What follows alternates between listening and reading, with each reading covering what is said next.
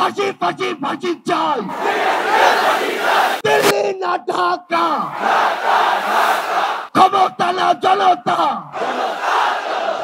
ভারতকে একটা কথা স্পষ্ট করে বলে দিতে চাই, ভারতের সাথে বাংলাদেশের সম্পর্ক তখনই হবে যখন ভারতের সাথে বাংলাদেশের সম্পর্ক হবে সম্মানী।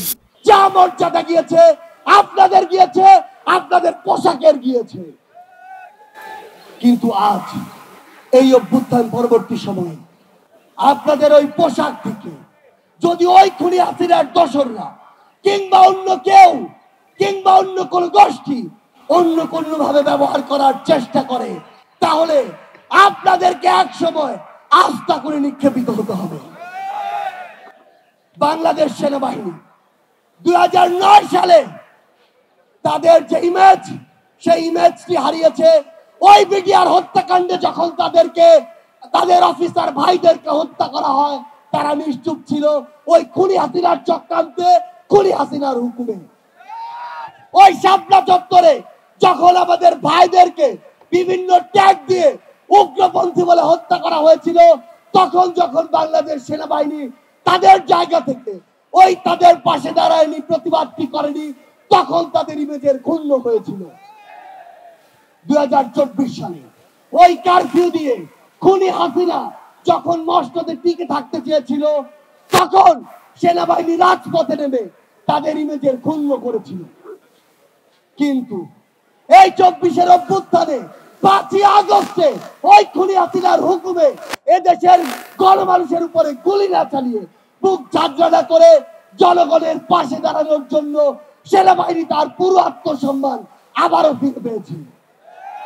কিন্তু আজ আমরা বাংলাদেশ সেনাবাহিনীকে শ্রদ্ধার জায়গায় রেখে একটি কথা স্পষ্ট করে বলতে চাই, ওই খুনি হাসিনা কিংবা তার দোসর কিংবা ভারতের কোন দালাল কিংবা কোন এজেন্ট যদি আপনাদেরকে ব্যবহার করে বাংলাদেশের মানুষের কাছে আসার, বাংলাদেশের মানুষকে আপনাদের মুখোমুখি করার বিন্দুমাত্র চেষ্টা করে, আমরা আপনাদেরকে আমাদের জায়গা থেকে বলে দিতে চাই, আহ্বান করতে চাই, এই চেষ্টা যেন সকলেই আমরা একসাথে প্রতিরোধ করি। আপনারা যেন আপনাদের জায়গা থেকে এমন কোন চেষ্টা বাংলার মাটিতে সফল হতে না দেন।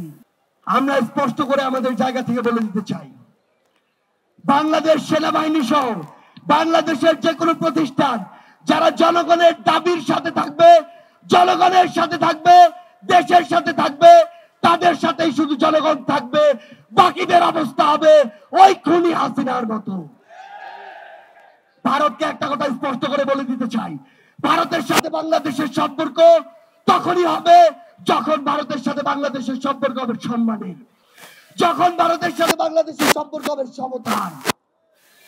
কিন্তু ওই ভারত বিগত 16 বছরে দেশের সাথে দলের যে সম্পর্ক করেছিল, ভারতের সাথে আওয়ামী লীগের যে সম্পর্ক করেছিল, সেই সম্পর্ক যদি আগামীতে তারা স্বপ্ন দেখে, সেই সম্পর্ক এই বাংলাদেশে আর কোনোদিন সফল হবে না। আমরা একটি কথা স্পষ্ট করে বলে দিতে চাই, এই বাংলাদেশে হিন্দু, মুসলিম, বৌদ্ধ, খ্রিস্টান, আমাদের পাহাড়ের ওই আদিবাসী ভাইরা আমরা একসাথে থাকবো, একসাথে লড়বো। কিন্তু কোন ধর্মের নাম করে, কোন জাতির নাম করে কেউ যদি আমাদের মধ্যে বিন্দু মাত্র কোন উগ্রবাদী চিন্তাধারা, উগ্রবাদী চক্রান্ত করার চেষ্টা করে, সকল ধর্মের যোদ্ধারা আমরা একসাথে তাদেরকে প্রতিহত করব। এই বাংলাদেশে বিগত 16 বছরে এই যে গুমগুলো হয়েছে, এই যে খুনগুলো হয়েছে, এই যে হত্যাগুলো হয়েছে, এই যে জুলুমগুলো হয়েছে, এই যে গণপ্রজাতন্ত্রী বাংলাদেশ, গণতন্ত্রের বাংলাদেশকে গণজুলুমতন্ত্রের বাংলাদেশে পরিণত করা হয়েছে, সেই বাংলাদেশকে আবার যদি কেউ ওই পুরনো কায়দায় ফিরিয়ে নিতে চায়, আমরা আর তাদেরকে সেই সুযোগ দিব না। আমরা কি সেই সুযোগ দিব? আমরা কি সেই সুযোগ দিব? আমরা কি 24-এর অভ্যুত্থানের সেই স্পিরিটকে ধারণ করি? আমরা কি সেই স্লোগানে গলা মিলাতে পারি? এলো খবরের কাগজ, নিখাত, নির্ভীক, নিরপেক্ষ।